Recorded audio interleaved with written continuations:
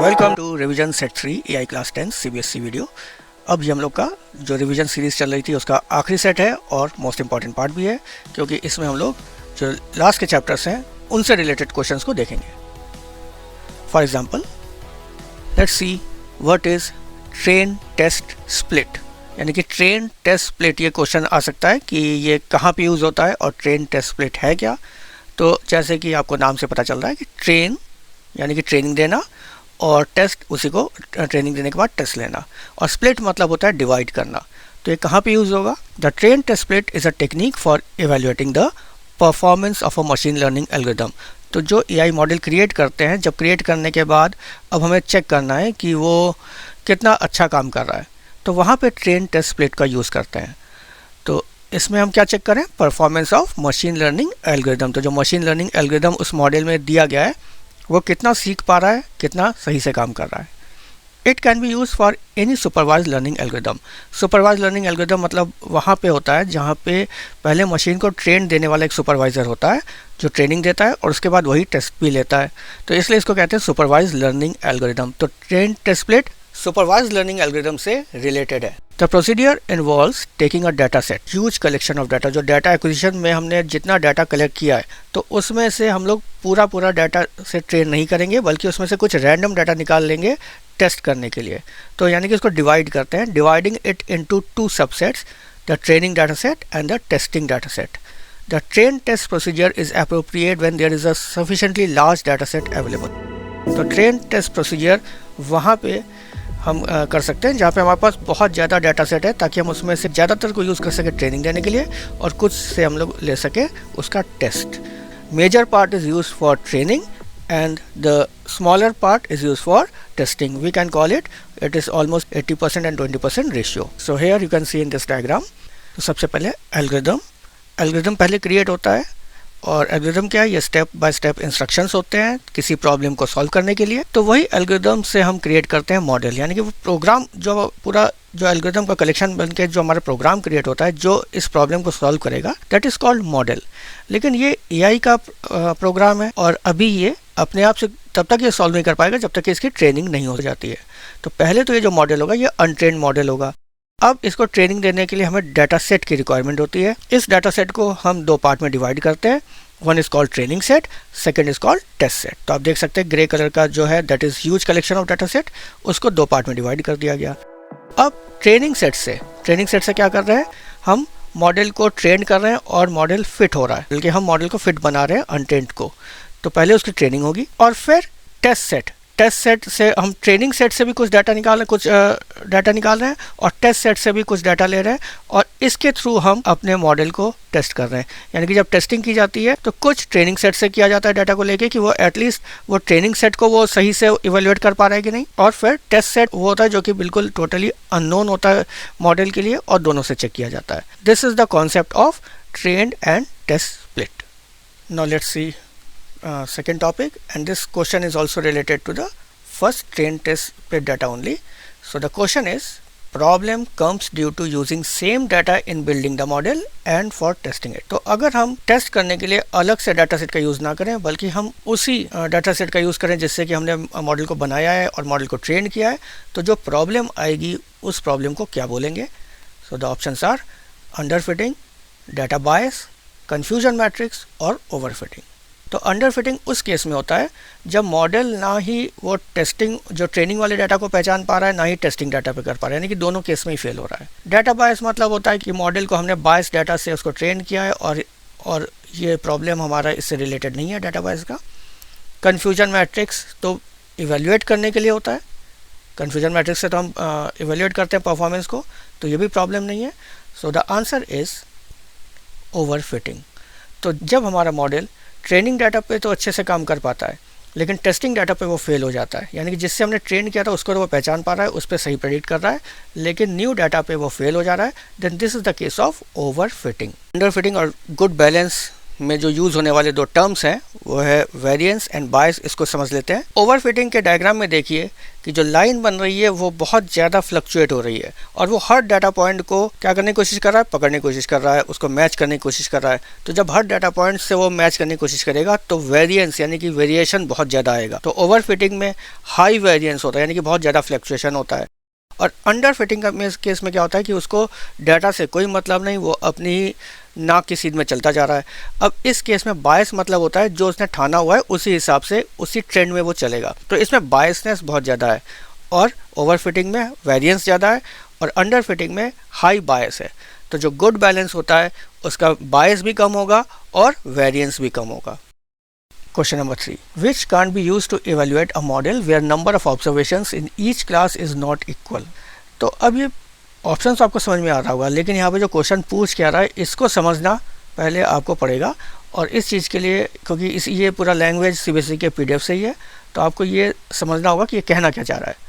Which can't be use to evaluate, कि इनमें से किसको यूज़ नहीं किया जा सकता है मॉडल के परफॉर्मेंस को इवेल्यूएट करने के लिए, जहाँ पे number of observation in each class is not equal. Number of observation मतलब होता है कि जहाँ पे मॉडल पॉजिटिव और नेगेटिव प्रेडिक्ट कर रहा है, तो जहाँ पे जो चांसेस दोनों के हैं वो लगभग बराबर के नहीं हैं, उस केस में इनमें से किसको यूज़ नहीं कर सकते हैं। मतलब कि हमें ये बताना है कि आज बारिश होगी कि नहीं। अगर ये बारिश होने के चांसेस को ये प्रेडिक्ट करता है और उस एरिया में जो बारिश लगभग नहीं होती है, तो इस केस में 100 दिन में 90 दिन बारिश नहीं होती है, 10 ही दिन बारिश होती है, तो वहाँ पे ऑब्जर्वेशन इक्वल नहीं है। तो हम इनमें चारों में से किसको यूज़ नहीं कर सकते हैं। तो ये हमें बताया जा रहा है। सो the correct answer is accuracy. और ऐसा क्यों? क्योंकि अगर मान लेते हैं कि कोई मशीन जो है वो बिल्कुल ही गलत प्रेडिक्ट करता है, हमेशा कहता है कि बारिश नहीं होगी, बारिश नहीं होगी, और 100 दिन उसने बताया बारिश नहीं होगी, क्योंकि वो उसको कभी लगता ही नहीं कि बारिश होने वाली है, लेकिन 10 दिन बारिश हुई उन 100 दिनों में, फिर भी उसका एक्यूरेसी कितना आया? क्योंकि उसने 90 बार तो उसने सही बोला, तो उसकी एक्यूरेसी 90% आ गया। तो देखने में तो लगेगा कि बहुत ही अच्छा मॉडल है, ये 90% एक्यूरेट है, लेकिन एक्चुअली में जब कभी भी वो प्रेडिक्ट नहीं करता कि रेन होने वाली है, सो इन दैट केस हम एक्यूरेसी को वहाँ पे यूज़ नहीं कर सकते हैं। As in such situation accuracy can be high even with faulty system. तो जो फॉल्टी सिस्टम हो गए उसमें भी एक्यूरेसी हाई हो सकती है। तो जो हमारा मॉडल का परफॉर्मेंस, जो मॉडल अच्छा होता है उसकी एक्यूरेसी तो हाई होती है, ये तो हमें मानना पड़ेगा, लेकिन हर मॉडल की जिसकी एक्यूरेसी हाई हो वो मॉडल अच्छा हो ये ज़रूरी नहीं है। ओके, सो ये कॉन्सेप्ट समझ लीजिए। तो ये इसी से रिलेटेड क्वेश्चन था। Question number 4. While evaluating an AI model, which of the following is not one of the ethical concerns needed to be kept in mind? तो जब हम AI मॉडल को इवेल्युएट कर रहे हैं तो इन चारों में से किस चीज़ को हम नहीं रखते हैं एथिकल कंसर्न में, कि मतलब ये ज़रूरी नहीं है कि हमें बताना ही पड़े या इसको हमें डिस्क्लोज़ करना पड़े, तो हमें एथिक्स से रिलेटेड कौन सा ये नहीं है। तो सबसे पहला है कॉम्प्लेक्सिटी। कॉम्प्लेक्सिटी मतलब है कि मॉडल कितना कॉम्प्लेक्स है, किसी चीज़ को काम करने में उसको कितना टाइम लगता है, कितने ज़्यादा उसमें लॉजिक बिहाइंड द सीन कितना लॉजिक चल रहा है, दैट इज़ कॉल्ड कॉम्प्लेक्सिटी। बायस कि एआई मॉडल जो है वो किसी पर्टिकुलर डाटा पे या किसी पर्टिकुलर सेगमेंट को ये ज़्यादा प्रेफरेंस देता है। ट्रांसपेरेंसी कि एआई के मॉडल जो है वो कैसे काम कर रहा है ये यूज़र को बताए। एंड फोर्थ इज़ अकाउंटेबिलिटी कि जो गलती कर रहा है तो वहाँ पे उसको पता होना चाहिए कि यहाँ पे जिम्मेदारी किसकी बनती है। तो अकाउंटेबिलिटी मतलब होता है जिम्मेदारी लेना। तो इन चारों में से कौन सा एथिकल कंसर्न से रिलेटेड नहीं है, कि कॉम्प्लेक्सिटी की सिस्टम कितना डिफ़िकल्टी से बनाया गया है या उसके लॉजिक कितने ज़्यादा कोड लिखा गया है। बायसनेस की सिस्टम किसी पर्टिकुलर ग्रुप को ये ज़्यादा प्रेफरेंस देता है या किसी को निगलेक्ट करता है। Transparency how it is performing the user should know. And accountability who will be responsible for any mistake if it happens. तो इन चारों में से कौन सा एथिकल कंसर्न में नहीं आता है? The correct answer is complexity. Complexity तो कोडिंग का पार्ट है, उसको यूज़र से क्या लेना देना कि जो सॉफ्टवेयर बनाए वो बहुत मेहनत से बनाए कि बहुत ही सिंपली बनाए, उसको उससे कोई मतलब नहीं, बाकी तीनों चीज़ें इम्प्लीमेंट होनी चाहिए। While evaluating an AI model, the following ethical concerns need to be kept in mind. जब हम AI मॉडल को टेस्ट करते हैं किसी इवैल्यूएशन मेथड से तो यह ध्यान रखना होगा कि उस इवैल्यूएशन मेथड से किसी प्रकार का बायसनेस ना हो। AI मैट्रिक चुनते समय एथिक्स का बहुत महत्व है, खासकर बायस को लेकर। इसका मतलब है कि जो इवैल्यूएशन मैट्रिक आप चुनते हैं वो खुद किसी तरह का बायस ना क्रिएट करे या किसी ग्रुप को नुकसान ना पहुंचाए। Transparency, honest explanation how the chosen evaluation metrics work and produce results without keeping any information hidden. User को पता होना चाहिए कि मॉडल को इवैल्यूएट करने के लिए कौन सा मैट्रिक यूज किया गया है, जैसे एक्यूरेसी, प्रिसिशन या रिकॉल, और ये मैट्रिक कैसे काम करता है और कैसे रिजल्ट देता है, ताकि यूजर को अपने मॉडल के बारे में अच्छे से जानकारी हो. Accountability, take responsibility for your choice of metrics and methodology of evaluation in case any user faces a disadvantage because of your chosen methodology. तो पहले आप बता दीजिए कि हम कौन सा मैट्रिक्स यूज़ करने जा रहे हैं और इससे अगर कोई डिसएडवांटेज होता है तो उस केस में कौन रिस्पॉन्सिबल होगा. So you have to take responsibility. The AI model should be able to take responsibility of that. तो जो भी हमारे डिज़ाइनर्स हैं उनकी रिस्पॉन्सिबिलिटी बननी चाहिए, तभी ट्रस्ट डेवलप होगा, तभी यूज़र उस एआई मॉडल को यूज़ करने के लिए मोटिवेट होगा. Question number 5. A student solve 90 out of 100 questions correctly in a multiple choice exam.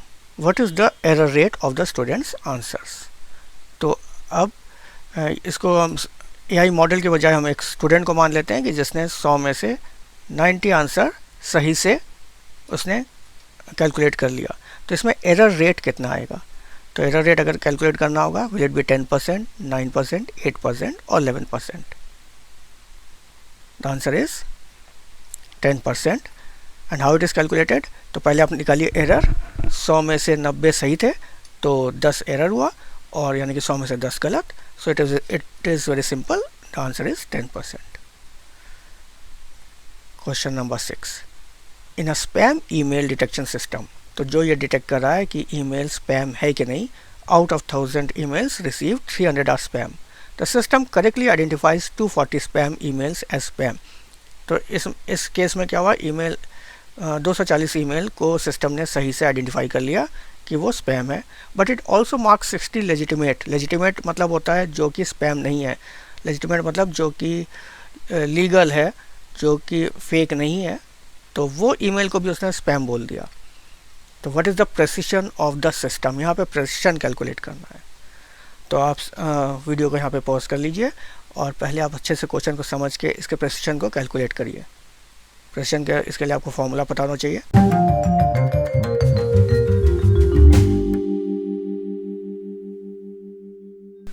Okay, so the options are 80%, 70%, 75% and 90%. So let's see the answer. It is 80%. How is it coming? तो प्रेशन का formula है TP, that is true positive upon true positive plus false positive. तो इसमें इसने 60 को बोल दिया था कि ये स्पैम है, यानी कि उसने 60 को, ये AI मॉडल जब भी स्पैम बोलेगा कि स्पैम है, it will be considered as positive. यानी कि किसी मेल के लिए उसने पॉजिटिव बोला, that is it has been detected positive, that means it is spam. तो 60 को उसने फॉल्सली पॉजिटिव बोल दिया और 240 को ट्रू पॉजिटिव बोला था. तो 240 upon 300 will become equivalent to 80%. In a sentiment analysis task, a model correctly predicts 120 positive sentiments out of 200 positive instances. तो सेंटिमेंट एनालिसिस कहाँ पे यूज़ होता है, जो कि कस्टमर्स के रिव्यूज़ के आधार पे कस्टमर्स के सेंटिमेंट्स को एनालाइज करता है. तो मॉडल ने 120 पॉजिटिव सेंटिमेंट्स, तो यूज़र ने 120 पॉजिटिव कमेंट्स दिए होंगे या रिव्यू दिया होगा, तो वहाँ पे उसने करेक्टली प्रेडिक्ट किया आउट ऑफ 200 पॉजिटिव इंस्टेंसेस. तो जितने भी 200 में से उसने 120 को सही से पहचान लिया. However it also incorrectly predicts 40 negative sentiments as positive. यानी कि इसने जो नेगेटिव था उसको भी उसने पॉजिटिव बोल दिया, दैट इज़ फॉल्स पॉजिटिव. ठीक है, तो जब नेगेटिव को उसने पॉजिटिव बोल दिया तो उसने फॉल्स पॉजिटिव दिया था. और उसके पहले क्या था कि 120 positive sentiments out of 200 positive instances. तो 120 200 में से निकाल लेंगे तो जो 80 पॉजिटिव थे उसको उसने फॉल्सली नेगेटिव बोल दिया. तो आपको इसका F1 स्कोर कैलकुलेट करना है. तो ये लंबा प्रोसेस है. तो पहले आप प्रेशर निकालिए, फिर रिकॉल निकालिए और उसके बाद F1 स्कोर निकालेंगे. So you can pause the video here. Now let's see the answer, how it is solved. So TP equal to 120, FN equal to 80 and FP equal to 40. तो pressure पहले calculate करिए. Pressure calculate होकर आता है 75%, recall calculate होकर आ रहा है 60%। Recall में क्या आता है, TP upon TP plus false negative. Precision में आता है TP upon TP plus FP, और रिकॉल में आता है TP प्लस FN। नीचे केवल वहीं पे आपके जो बॉटम में है जो डिवाइड कर रहा है उसमें ये पहले में FP होगा, दूसरे में FN होगा। और फिर आप F1 स्कोर निकालते हैं, that is 2 into precision into recall divided by precision plus recall, और आपका आंसर आएगा 66.66%। क्वेश्चन नंबर 8, तो मेडिकल डायग्नोस्टिक टेस्ट क्रिएट किया गया है और एक पर्टिकुलर डिजीज़ को ये डिटेक्ट करने का उसका काम है। Out of 1000 people tested 100 have the disease and the test identifies 90 of them correctly. तो 100 में से 90 को उसने सही से पहचान लिया, डिटेक्ट कर लिया। However, it also wrongly identifies 50 healthy people as having the disease, और उसने गलती से 50 लोगों को बता दिया कि इसमें इनमें भी डिजीज़ है। So what is the precision of the test. तो ये क्वेश्चन में आपको प्रेसिशन को कैलकुलेट करना है। आप यहाँ पे पॉज करके पहले कैलकुलेट कर लीजिए और फिर देखते हैं कि आंसर क्या है। सो प्रेसिशन के लिए आप पहले देखिए ट्रू पॉजिटिव कितना है 90, फॉल्स नेगेटिव है 10 और फॉल्स पॉजिटिव है 50। तो इस केस में अगर देखा जाए तो प्रेसिशन कैसे कैलकुलेट होगा। प्रेसिशन के लिए हमें फॉल्स पॉजिटिव रिक्वायरमेंट होती है, तो TP upon TP plus FP equal to calculate करके देखिए 64.3% आ रहा है। रिकॉल इसका हाई है, और रिकॉल अगर हाई है that means you are getting 90%, और F1 स्कोर 74.8% आया है। अच्छा, इस केस में बताइए जो मॉडल है इसका प्रेसिशन तो बहुत लो है लेकिन रिकॉल हाई है। रिकॉल क्या कहता है, रिकॉल ये देखता है कि फॉल्स नेगेटिव तो ये ज़्यादा नहीं दे रहा। अगर ये फॉल्स नेगेटिव ज़्यादा दे रहा होता तो परसेंटेज कम होता। ये फॉल्स पॉजिटिव ज़्यादा देता है, यानी कि इसने कह दिया कि कुछ लोग में ये प्रॉब्लम है लेकिन वो प्रॉब्लम थी नहीं, उसमें वो डिटेक्ट नहीं हुआ था, मतलब उनमें वो डिजीज़ नहीं है। तो फॉल्स पॉजिटिव तो उसने दिया लेकिन फॉल्स नेगेटिव उसने बहुत कम दिया। तो जब भी हम डिज़ीज़ को डिटेक्ट करने का सिस्टम बनाते हैं तो हम ये ज़रूर इंश्योर करते हैं कि उसका रिकॉल हाई होना चाहिए, प्रेसिशन नहीं, क्योंकि गलती से वो किसी को नेगेटिव ना बताए।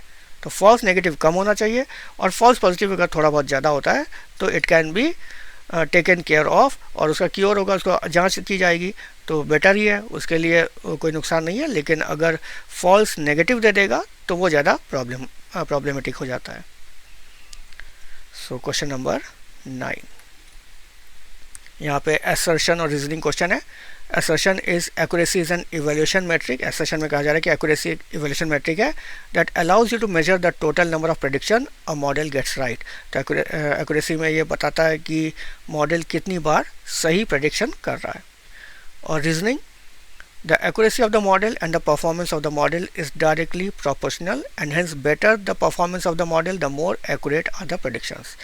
तो जितना भी परफॉर्मेंस मॉडल का अच्छा होगा, जितना भी मॉडल अच्छा होगा उसका प्रेडिक्शन भी ज़्यादा एक्यूरेट होगा। तो ये उसका रीज़न है।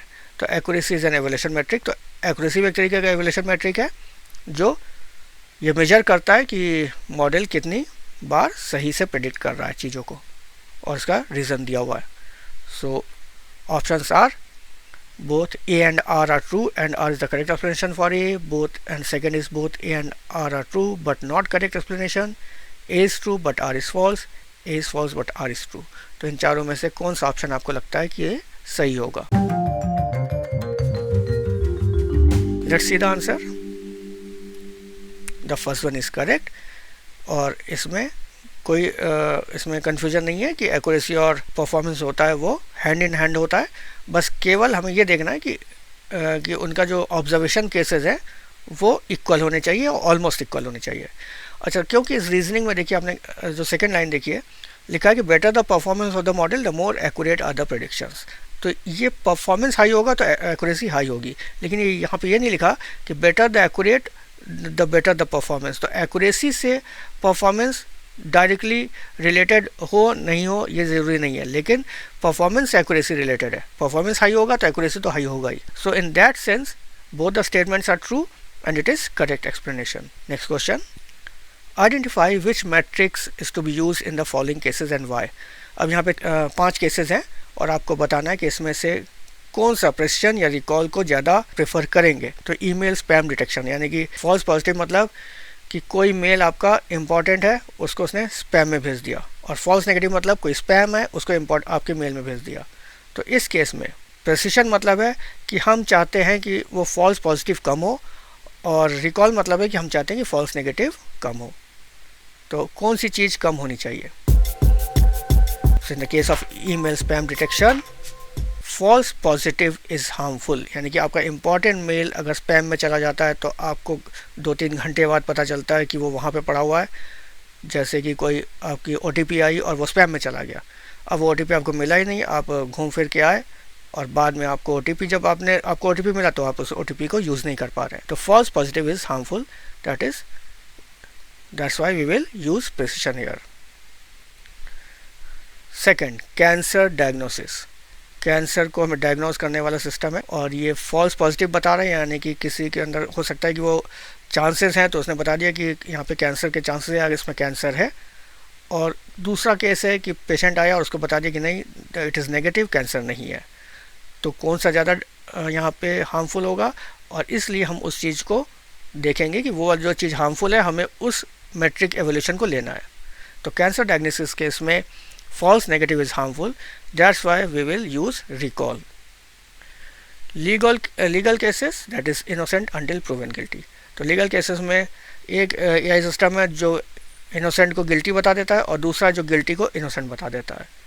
तो कौन सा ज़्यादा प्रॉब्लमेटिक है? तो false positive मतलब है कि जो innocent है उसको बोलिए yes positive, it is guilty, और फॉल्स नेगेटिव मतलब है कि जो गिल्टी है उसको बता दिया कि नहीं नहीं कोई बात नहीं, ये तो इनोसेंट है।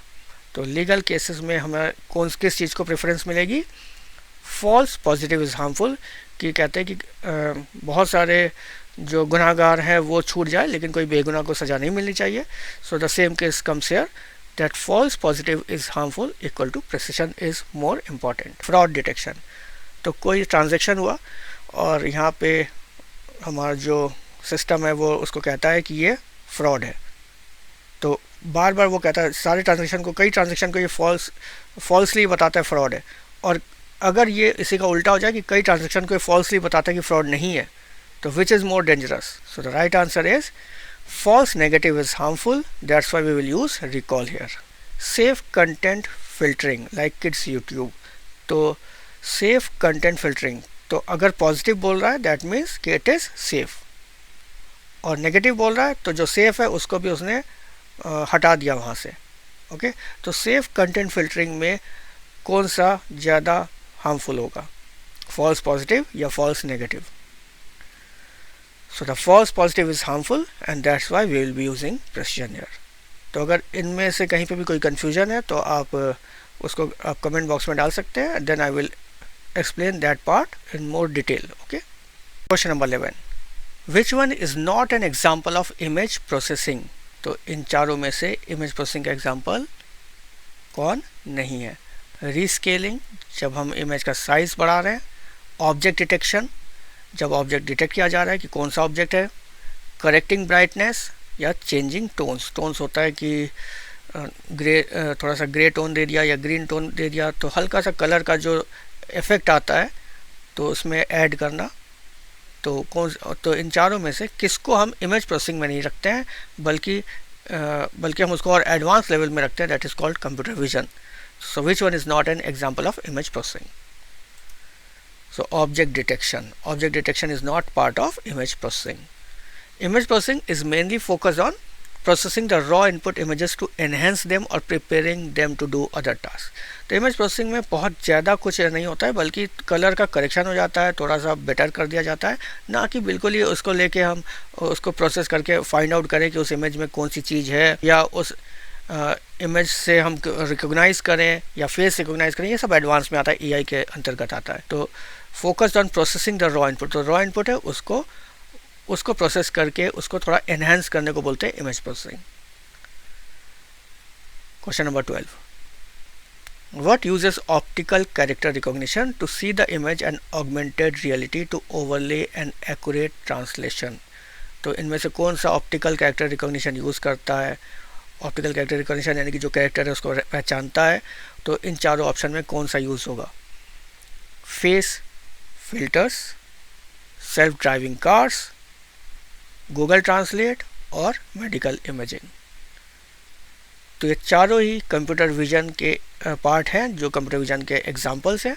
तो इनमें से कौन होता है जो कैरेक्टर को रिकग्नाइज करता है और फिर ऑगमेंटेड रियलिटी यानी कि आपको उसी के ऊपर ही एक जो ट्रांसलेशन उसका दिखा देगा, so that is Google translate.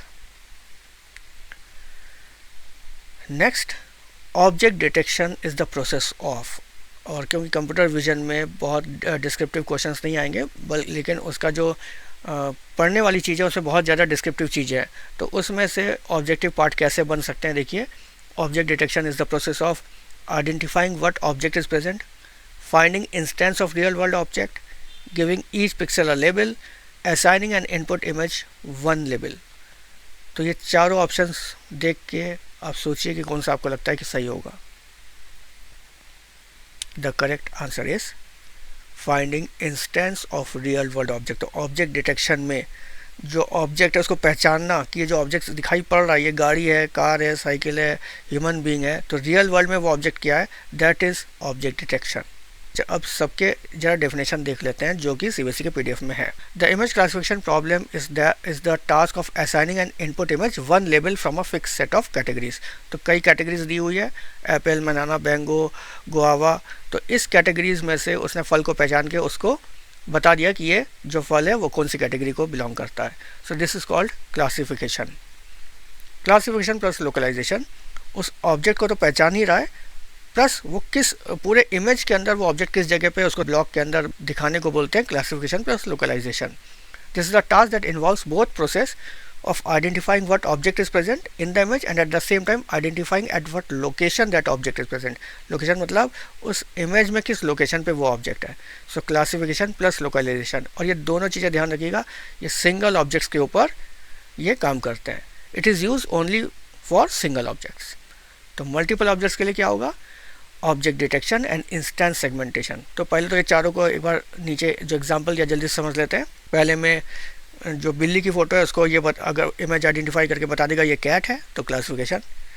Cat किस जगह पे है उसको बॉर्डर बना दिया, that is classification plus localization. लेकिन देखिए यहाँ पे जो बॉर्डर होगा वो एग्जैक्ट एजेस से नहीं होगा, ये एक अप्रॉक्सीमेट होगा। So this is classification plus localization. Object detection, multiple objects में से सारे ऑब्जेक्ट्स को बताना, that is called object detection.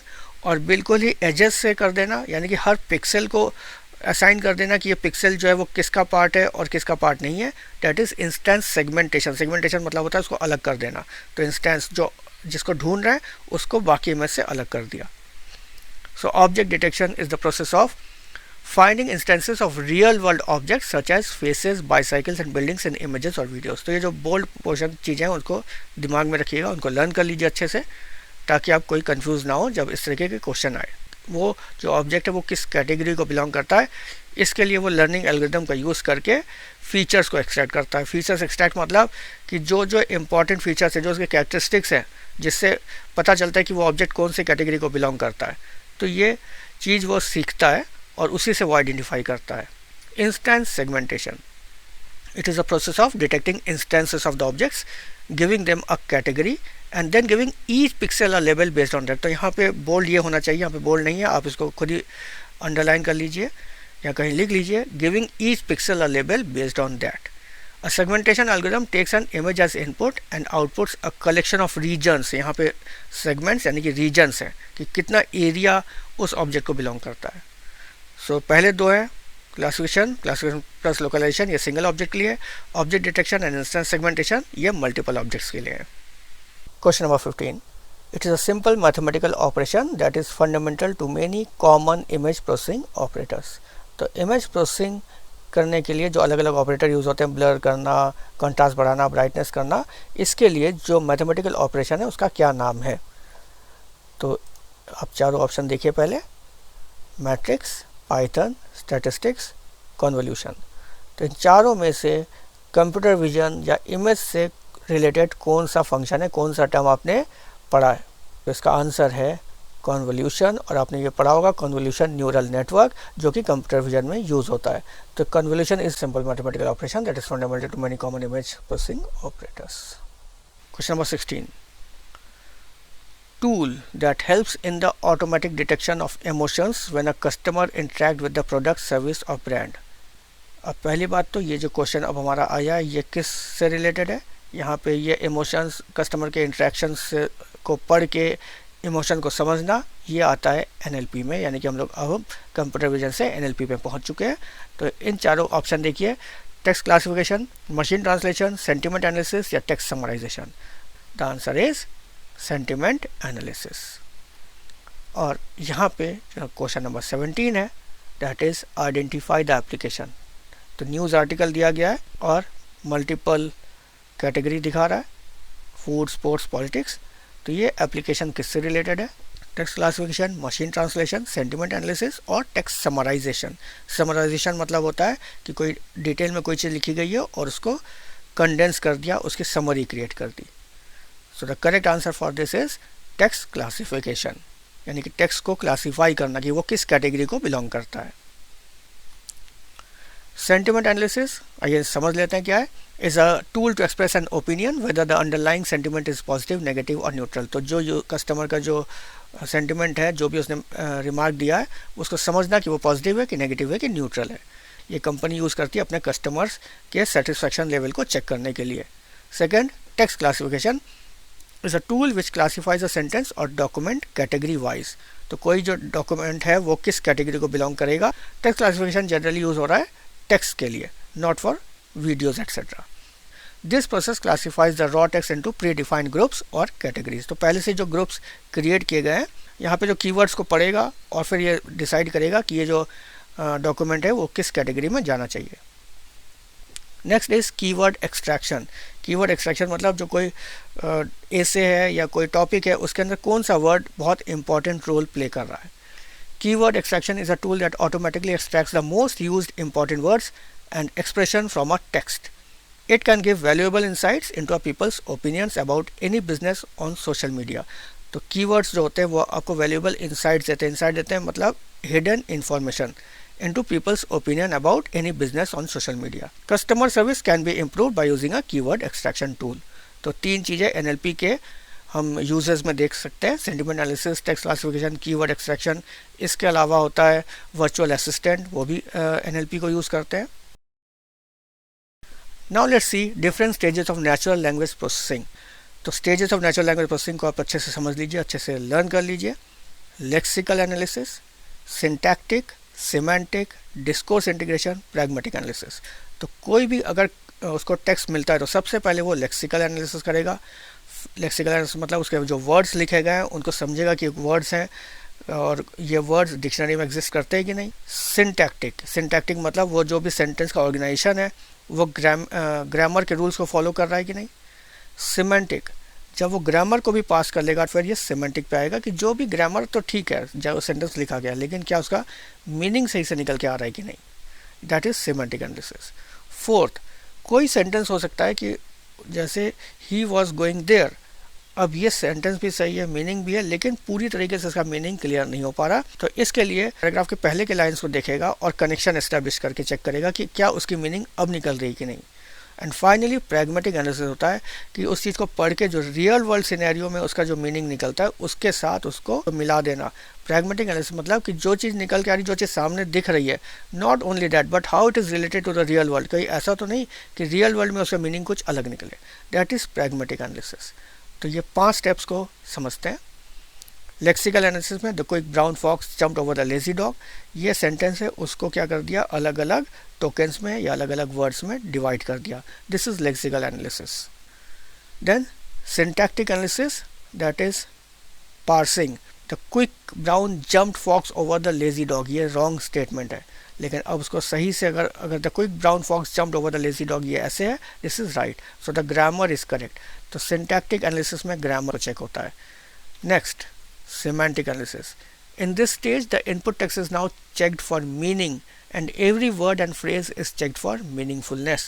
तो the quick brown jumped fox over the lazy dog, तो वो wrong है, लेकिन the quick brown fox jumped over the lazy dog, ये इसका meaning भी निकल के आ रहा है, so it is right. So sentence makes actual sense. So जहाँ पे sentence का meaning निकल रहा है, that means semantic analysis आ गया, यानी कि उसके अंदर जो word लिखे हैं वो सही है, grammar सही है और उसमें से meaning भी निकल रहा है।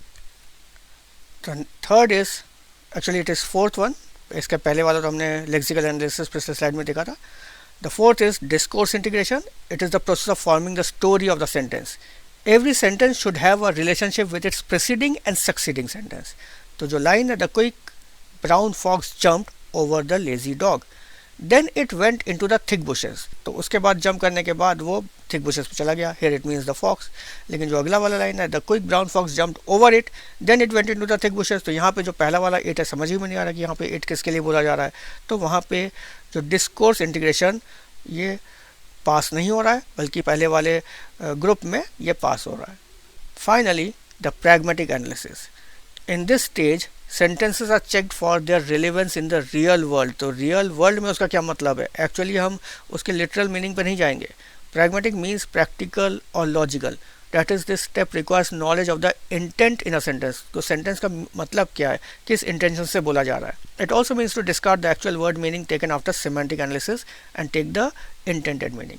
तो इसका एग्जाम्पल देखिए, relax, I am just pulling your leg. अगर बुरा मत मानो, मैं तुम्हारी टांग खींच रहा हूँ, means he is just joking, does not mean he is pulling his actual leg. Okay, so ये था, हम लोग किस चीज़ के बारे में पढ़ रहे थे, ये पढ़ रहे थे stages of natural language processing. तो अगर ये आपको क्वेश्चंस में आ जाते हैं तो आपको ये स्टेप आप याद रखिए, ये थोड़ा इसके ऊपर डिस्क्रिप्टिव क्वेश्चन बन सकता है. Next important is steps of text normalization. तो ये उसके बाद का स्टेप है कि टेक्स्ट नॉर्मलाइजेशन. तो टेक्स्ट नॉर्मलाइजेशन है क्या, कि जो टेक्स्ट है, जो भी हमारे पास पूरा ग्रुप और कलेक्शन ऑफ टेक्स्ट है जिसको कॉर्पस बोलते हैं, उसको किस तरीके से हम प्रोसेस करेंगे. तो प्रोसेस करने के लिए हमें उसको कैसे सिंप्लीफाई करना है, इस प्रोसेस को बोलते हैं नॉर्मलाइजेशन. ओके, सो सबसे पहले क्या होगा कि जो भी हमारा आप लेफ्ट साइड में देख पा रहे हैं, जो कॉर्पस है, जो पूरा हमारा टेक्सचुअल कंटेंट है, उसको पहले डिवाइड किया जा रहा है सेंटेंसेस में. तो जो पैराग्राफ है उसको डिवाइड करेंगे सेंटेंस में, that is called sentence segmentation. Okay, then अब इन सेंटेंस को क्या करेंगे, हम सेंटेंस को फर्दर डिवाइड करेंगे हम स्मॉल वर्ड्स में या ऑपरेटर्स में. Okay, comma, punctuations. So this is called tokenization. So tokens means the smallest individual unit of a sentence. After segmenting the sentence, each sentence is then further divided into tokens. Token is a term used for any word or number or special character occurring in a sentence. तो जो पहले corpus था उसको sentence में convert किया, sentence को tokens में convert किया. अब ये जो हमारे पास टोकन्स है, अब क्या हम डायरेक्ट इसको प्रोसेस करेंगे, नहीं. अब क्या करेंगे, इसमें से जो अननेसेसरी वर्ड्स हैं, जो बार बार रिपीटेडली यूज हो रहे हैं, तो मैंने कुछ एग्जांपल दिए, इसके अलावा और भी बहुत सारे हो सकते हैं, तो उनको हटा देंगे, क्योंकि उससे हमें पैराग्राफ का कोई मीनिंग, पैराग्राफ की कोई वैल्यू इनसे पता नहीं चलती है. Is, into, in, are, as, इस तरह के words.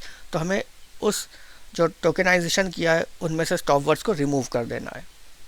Then converting text to common case. तो हो सकता है कि कई टोकन्स हमें मिल गए जिसमें एक ही वर्ड को कई तरीके से लिखा गया है, कई अपर केस, लोअर केस में लिखा गया है, तो हमें उसको कॉमन केस में कन्वर्ट करना है. तो सबको स्मॉलर लोअर केस में कर लीजिए ताकि सारे हेलो को एक ही वर्ड माना जाए. Then come stemming.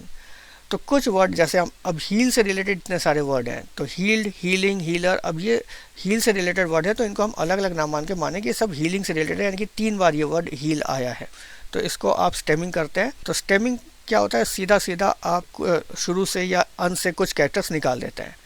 वर्ड के एंड में जो चीज़ें आती है उसको आप, या 2 कैरेक्टर, उनको आप हटा देते हैं और आपको मिल जाता है उसका स्टेम. जैसे हील्ड में जो रूट वर्ड है वो हील है और ईडी उसके बाद के एफिक्स है, तो उसको हटा दिया तो आपको मिला स्टेम. ओके, अब लेकिन सारे वर्ड्स में पॉसिबल नहीं है कि आपको हमेशा रूट वर्ड मिल जाए. जैसे स्टडीज़ में ES हटाने पे आपको STUDI मिलता है, जो कि गलत हो जाता है, लेकिन स्टडिंग में से ING हटाने पे आपको स्टडी मिलता है, that is correct root word. तो अगर आपको सही से स्टेमिंग करने के बावजूद भी अगर आपको वहाँ पे करेक्ट वर्ड नहीं मिलता, in that case you can use लिमिटाइजेशन.